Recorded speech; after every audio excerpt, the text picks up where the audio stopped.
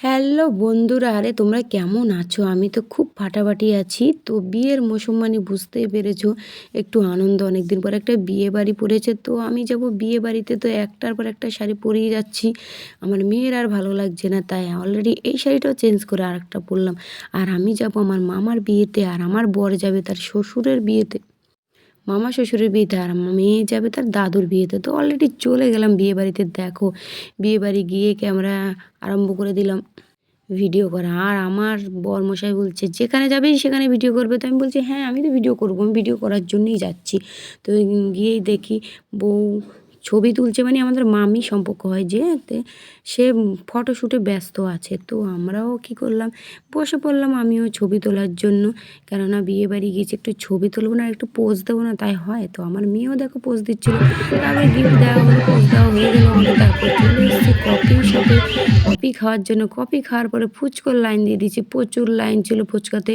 তো আমার মা নিচ্ছে আর আমার দিচ্ছে। আর যদিও আমার ফুচকা খাওয়া বারণ ছিল, কারণ ডাক্তার বলেছে আমাকে 1 মাসের জন্য টক জল খেতে না। তবুও দুটো খেয়ে নিলাম, লোভ সামলাতে পারলাম না। যদিও আমার 15-16 দিন হয়েছে শরীর খারাপ হয়েছে।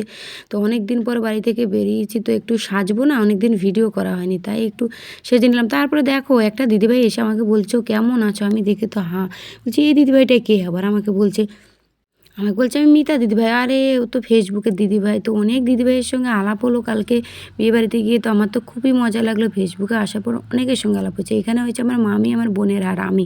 আর এখানে আমার মা আর দিদুন। আর দেখো সবাই পোজ দিচ্ছি।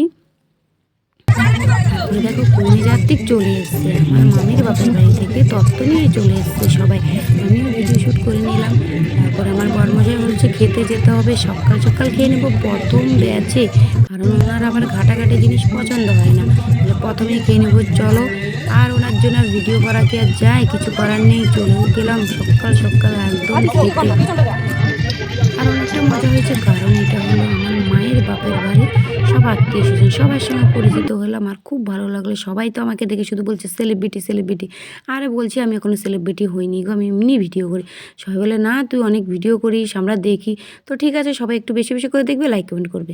তো তারপরে দেখো খেতে বসে গেছি। প্রথম পাতে দিয়ে দিল স্লাট আর বেগুনি। তারপর দেখো বেগুনিটা খাচ্ছি আর সামনে ক্যামেরা দিয়ে ভিডিও করছি। তবুও প্রথম পার্টে দিয়ে দিল ডাল, ডাল দিয়ে খেয়ে নিলাম। আর বেগুনিটা দিয়ে লেবু ছিল, স্যালাড ছিল পাশে। তারপরে দিয়ে দিল এঁচোড় চিংড়ি, জানো এঁচোড় চিংড়ি, চিংড়িটা খুবই ছোটো ছিল, যাই না। তারপরে দিল পাতে স্যালাড, স্যালাডের পরে মাংস। যাই হোক, একটা জিনিস খুবই ভালো লেগেছে, আমাকে মাংস দিয়েছে অনেকগুলো, কিন্তু সবগুলো হাড়ের মাংস। আমার খুব খেতে ভালো লেগেছে, কারণ অনেক দিন পর আমি মাংস খাচ্ছি। শরীর খারাপের পর থেকে আমাকে মাংস খেতে দেয়নি, বলছে মাংস খাওয়া যাবে না। তো কেমন লেগেছে ভিডিওটা প্লিজ একটু কমেন্টে লাইক কমেন্ট করে যেও।